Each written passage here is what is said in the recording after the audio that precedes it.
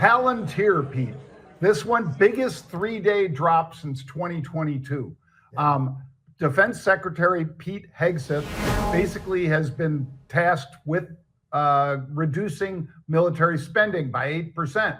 President Donald Trump wants that, and Hegseth said, I'm going to make it happen. Well, when you're one of the newer members of that billion-dollar club of selling stuff to the DoD, Department of Defense, that was a scary thing for Palantir and Mr. Karp, the CEO over there, to hear. So that's why we've seen it trade down so hard. But you know what, Pete? We've had unusual option activity in this one for quite a while.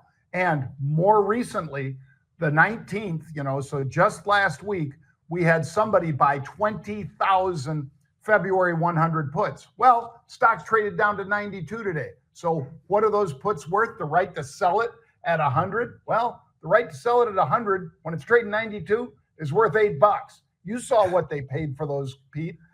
So if you bought those for 65 cents, a 10 lot would have meant $650 because every option's for 100 shares.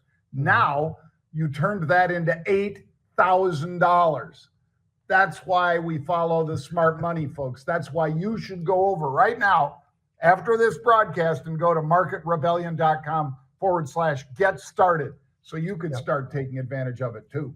Yep, absolutely. And the last thing I'd say on Palantir, John, I think you covered it perfectly, but the AI and the counterterrorism, and they're in the right spot. They're in the sweet spot. And then you look over and you see the fact that they've got cash flow of $1 billion, and then they've got cash to debt of $5 billion. They're not struggling. This isn't some company that this is going to bang them down pretty far, John. At some point, when we start seeing any kind of call activity, this is one of those where I start to get pretty itchy and want to get involved again, because it was 125 before this dropped down to 92. Now, had it run too far too fast?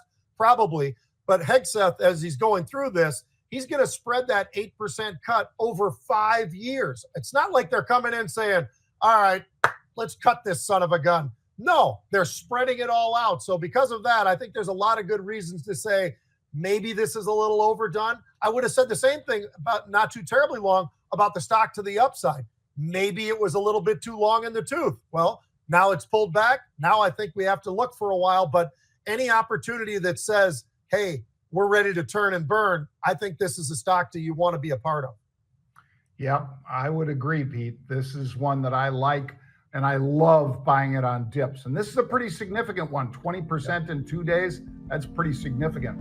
And as we said, 4 sessions in a row, it's been down.